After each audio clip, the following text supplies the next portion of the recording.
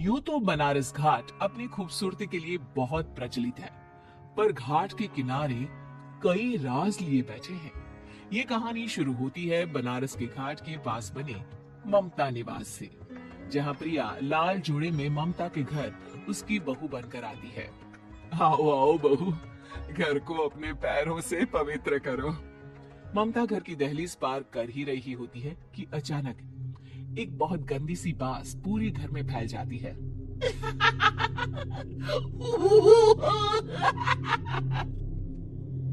ये बदबू और ये आवाजें, ये कौन हंस रहा है माँ? अब ये पड़ोसी ना हमारे थोड़े अलग से है। कहाँ हम शाकाहारी और ये मांस मच्छी खाने वाले। छोड़, तू ध्यान मत दे और गृह प्रवेश कर। और हाँ बहू, अपनी सास की एक बात हमेशा याद रखना, इन पड़ोसियों से तो कभी बात नहीं करेगी। अच्छे लोग नहीं है ये। अपनी सास की ये बात मानेगी ना बेटा? हाँ माँ, जो आपकी मर्जी, मैं उनसे बात नहीं करूंगी।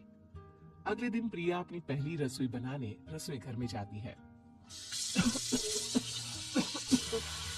ये छोटी बात तो नाक में जा रही है। एक काम करती हूँ, खिड़की खोल देती हूँ। प्रिया खिड़की खोलने जाती है। इतने जाले, लगता है इस खिड़की को कभी खोला ही नहीं गया। पर ऐसा क्यों? ओह, नॉन वेज की स्मेल आती होगी ना।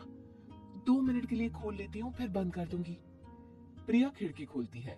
खिड़की खोलते ही उसकी नजर सामने वाले घर की खिड़की पर पड़ती है, जहाँ एक लड़की खड़ी होती है। हाथों में मेहंदी, लाल रंग की साड़ी, बिल्कुल सजी धजी, मानो प्रिया की तरह ही वो भी नई नवेली बहू हो। वो प्रिया को देखकर मुस्कुराती है। हे भगवान, माँ ने तो इनसे बात करने को मना किया था। प्रिया फौरन ही खिड़की बंद कर देती है और तवे पर चढ़े रोटी की ओर देखने लगती है, पर वहाँ रोटी न होकर मछली पड़ी होती है। ये क्या? पहली ही रसोई में इतनी बड़ी गलती! हे भगवान, अब मैं क्या करूं? प्रिया बहुत डर जाती है और फौरन रसोई की सफाई करने और फिर सभी के लिए खाना बनाने लग जाती है। जब वो सबको खाना परोसती है, सब तो ठीक है, मैं बेकार में चिंता कर रही थी। हे भगवान, ऐसे ही बस अपनी कृपा बनाए रखना। रात के वक्त जब सब सो रहे होते हैं, तब प्रिया को पायल की आवाज सुनाई देती है, जिससे उसकी आंख खुल जाती है। ये पायल की आवाज कहाँ से आ रही है? प्रिया उठकर उस आवाज के पीछे छत की सीढ़ियों तक जाती है।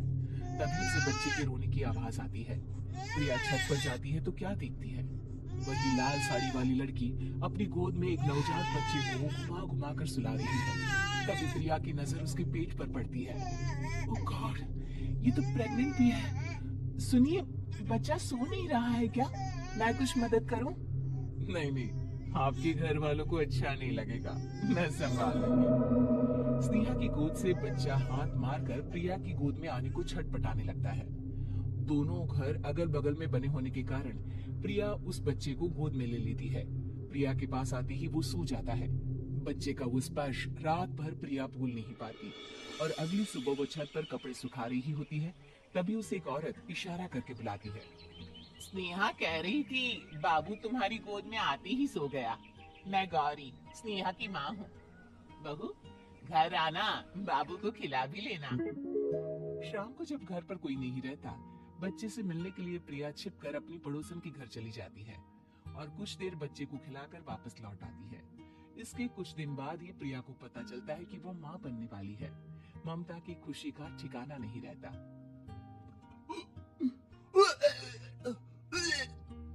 माँ जी, पता नहीं क्यों उल्टी आ रही है। प्रिया भागती हुई वॉशरूम में जाती है तो हरे और लाल रंग की उल्टी करती है। उस उल्टी में से कीड़े निकलते हैं। ये क्या? खून और ये कीड़े! माँ! माँ! प्रिया की आवाज सुनकर ममता दौड़कर आती है, पर बेसिन में कुछ नहीं होता। प्रिया हक्की बक्की रह जाती है। ये सब क्या हो रहा है? प्रिया घबरा जाती है और अपने कमरे में जाकर सो जाती है। डर के कारण वो इतनी थक जाती है कि उसकी आंख लग जाती है। तब उसे ऐसा लगता है उसके पेट पर मानो कोई बैठा हुआ हो। कौन हो? प्रिया के पेट पर एक 5 महीने की बच्ची बैठी हुई थी, जो बुरी तरह जली हुई थी। माँ, तुम्ही मुझे लाई ना अपने पेट में? मैं तुम्हारी माँ नहीं हूँ। कौन हो तुम?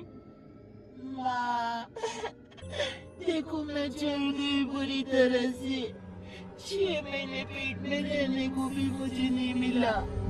सहला दो ना माँ। बचाओ, बचाओ, माँ। ममता दौड़कर कमरे में आती है। प्रिया की बातें सुनकर वो सब समझ जाती है। तू कहीं बगल वाले घर में तो नहीं जाकर आई ना बहू? मुझे माफ कर दो, मैं गई थी माँ। उस घर में सब मरे हुए हैं बहू। कई साल पहले स्नेहा उस घर में बहू बनकर आई थी। कुछ ही दिन में वो एक बच्चे को जन्म देने वाली थी। पूरा घर बच्चे के आने की खुशी में खोया था कि एक दिन अचानक उस घर में आग लग गई। सब बुरी तरह जलकर मर गए। गौरी आज भी दादी बनने का इंतजार कर रही है और इसीलिए स्नेहा ने अपना अजन्मा बच्चा तुम्हारी कोख में डाल दिया। ममता ये कह रही होती कि पीछे से उसके पैरों को एक बच्चा पकड़ लेता है। दादी, दादी। माँ, स्नेहा की गोद में यही बच्चा था। ये बच्चा कौन है फिर? तेरी मौत है। तेरी भी दादी। जिस चीज का ममता को डर था वही हो गया। ममता निवास के ऊपर मौत ने चादर बिछा दी थी। प्रिया का पेट ऐसे बढ़ जाता है मानो 9 महीने का हो। 2 हाथ उसके पेट से बाहर निकलते हैं। बहू, संतोष को फोन कर, किसी पंडित जी को बुला बहू। प्रिया का पति भागता हुआ घर आता है। ये तो होना ही था माँ। तेरा बाप तेरे सामने आ गया तो तू सह नहीं पा रही है। स्नेहा घर में आग लगी नहीं थी, माँ ने लगाई थी प्रॉपर्टी की लालच में। और वो बच्चा मेरी पहली पत्नी का बच्चा है, मेरा बेटा, जो कि उस आग की चपेट का शिकार हो गया था। मैंने तुमसे ये सब माँ के कहने पर छुपाया था। मुझे माफ कर दो प्रिया। तुम अगर चाहो तो यहाँ से जा सकती हो। मैं तुम्हें किसी भी बंधन में रखना नहीं चाहती। मेरी शादी हुई है आपसे, मैं आपको छोड़ नहीं सकती, पर उससे पहले हमें स्नेहा, उसकी माँ और बच्चे की आत्मा की शांति करवानी होगी। संतोष और ममता गौरी के घर जाते हैं। अंदर सब कुछ जला हुआ होता है। जमीन पर जली हुई लाशें बिखरी हुई थी। ममता रो रो कर अपनी करने की माफी गौरी से मांगती है। प्रिया स्नेहा के घर वालों का अंतिम संस्कार करवा देती है और ममता निवास फिर से आत्माओं के साए से मुक्त हो जाता है।